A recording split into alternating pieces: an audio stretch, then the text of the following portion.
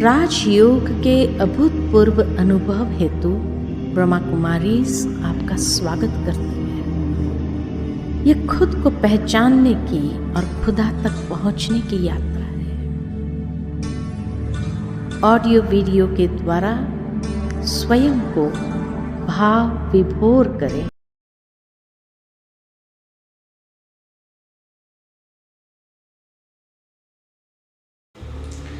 ओम शांति।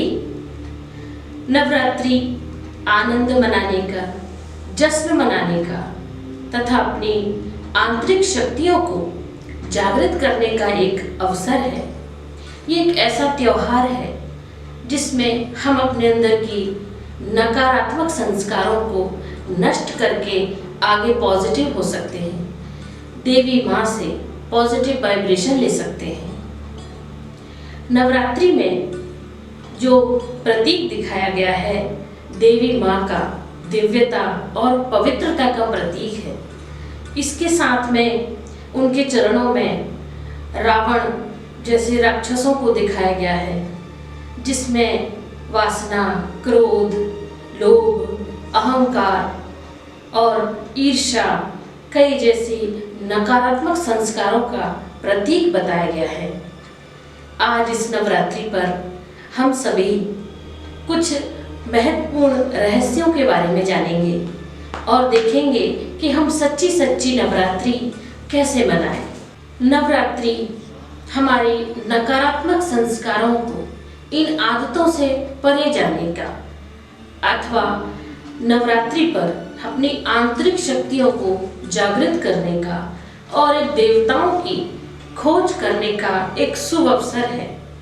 नवरात्रि पर हम कई तरह के उपहार जो है मनाते हैं, कई तरह के उत्सव मनाए जाते हैं जिसमें उपवास करना और रात्रि जागरण करना, साथ साथ में इसमें जो है हम दीपक जलाना है, गरबा भी करते हैं। कई प्रकार के उत्सव जो है नवरात्रि में मनाए जाते हैं और हम देवियों का आवाहन भी करते हैं।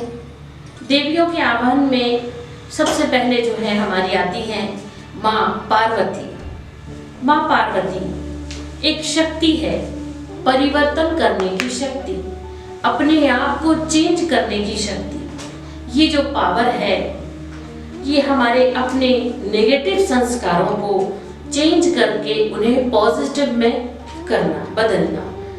माँ पार्वती की जो शक्ति है इसको हम कैसे आवाहन करके अपने अंदर उसका उपयोग कर सकते हैं और व्रत उपवास के साथ साथ हम इस शक्ति का आवाहन कर सकते हैं। व्यक्तिगत विकास के लिए, अपने खुद के नकारात्मक संस्कारों को बदलने के लिए हमें इस शक्ति की आवश्यकता है। साथ साथ में इसमें प्रेम और मोह के बीच में बहुत बड़ा अंतर है। उस अंतर को समझ करके उसे चेंज करना ही ये शक्ति की आवश्यकता है और वर्तमान समय में हमें इस शक्ति की सख्त आवश्यकता है, क्योंकि प्यार और मोह के बीच का अंतर जानना हम सब के लिए बहुत ही आवश्यक है। माँ दुर्गा, माँ दुर्गा जो माँ भी है और दुर्गा भी है, वो एक माँ होने के साथ साथ एक शक्ति का भी एहसास कराती है। माँ दुर्गा की एक शक्ति जो है लेट गो करने की हमें सबसे ज़्यादा प्रेरणा देती है। एक ऐसी शक्ति जो जाने देना, भूल जाने देना, क्षमा करने का भाव, ऐसी चीज़ों को, ऐसे संस्कारों को हमें अपने साथ लाने की हमें शक्ति देती है। माँ दुर्गा कैसे एक बच्चे के सभी बुरी आदतों को, उसकी चंचलता को, उसकी शरारतों को माफ़ करते हुए, भूल जाते हुए उसे प्यार देना, दुलार देना और उसे शक्ति भी देना, ये माँ दुर्गा का कर्तव्य है और उसका ये विशेष गुण है जिसको हमें अपने जीवन में धारण करना है। माँ दुर्गा का ये जो शक्ति है जाने देना, हमें अपने आंतरिक गुणों को निखारने में बहुत उपयोगी साबित होती है। साथ साथ में हमारे जो हिसाब किताब बनते हैं, जो सभी लोगों के साथ कर्म करते हुए बनते हैं, तो भूल जाने देना, क्षमा कर देना, सबसे ज़्यादा इसमें ये उपयोगी साबित होती है। इस शक्ति को इस नवरात्रि पर हम आवाहन करते हैं माँ दुर्गा का, और इन शक्तियों को हम धारण करते हैं। माँ जगदम्बा, माँ जगदम्बा सहन करने की शक्ति।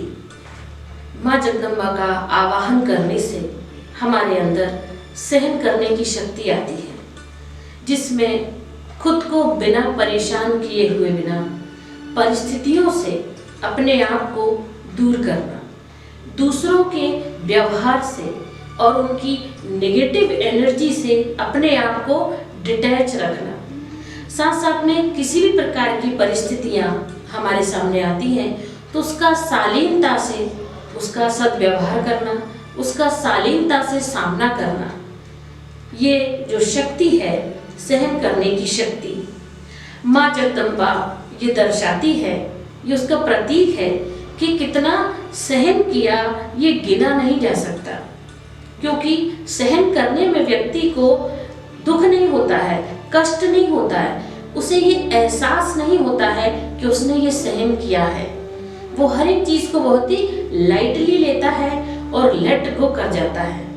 अगर ये फीलिंग हमारे अंदर आती है कि हमने ये सहन किया है, मुझे ये सहन करना पड़ता है, तो वो सहन करना नहीं है, वो कहीं ना कहीं परिस्थितियों को अपने अंदर लेना और अपने आप को कमज़ोर महसूस कराना।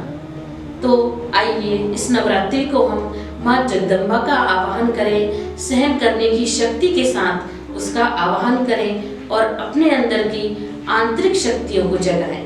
माँ संतोषी, माँ संतोषी संतोष की देवी कही जाती है, जिसका मुख्य गुण है संतुष्टता। किसी भी परिस्थिति में, किसी भी एक्शन में, रिएक्शन में हमको संतुष्ट रहना है।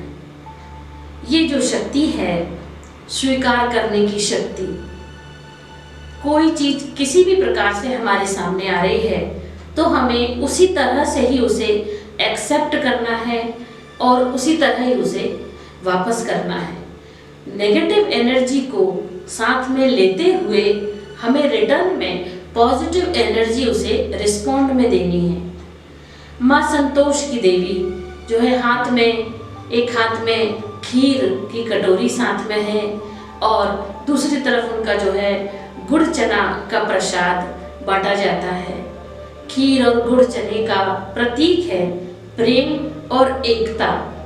ये दोनों एक साथ रखना, दोनों एक साथ बांधे हुए रखना किसी भी आत्मा के लिए ये सबसे ज़्यादा इम्पोर्टेंट है कि हमें जो है प्रेम रखते हुए साथ साथ में एकता को बनाए रखना है। माँ संतोषी जो है वो किस तरह से ये शक्ति हमें देती है कि किस तरह से हमें संतुष्ट रहना है, संतुष्ट मणि बनना है, क्योंकि संतुष्टता का गुण बहुत विशेष है।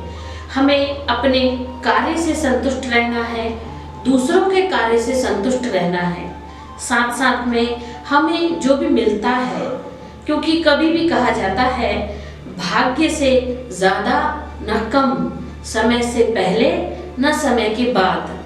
हर चीज़ हमारे पास अकॉर्डिंगली आती है, एक टाइम के बाद ही आती है और उतनी ही क्वांटिटी में ही आती है। तो हमें अपने कर्म को श्रेष्ठ करते जाना है, संतुष्ट होकर करते जाना है और इस नवरात्रि पर देवियों का आवाहन कर हमें ये शक्तियों को ग्रहण करना है, साथ साथ में अपने नेगेटिव संस्कारों का दमन करना है और उनका नष्ट करना है। आपको मेरी बात कैसी लगी है कमेंट्स बॉक्स में ज़रूर कमेंट्स करें। इसके साथ हम अगले भाग में जानेंगे बाकी सभी देवियों के गुणों के बारे में और उनकी शक्तियों के बारे में।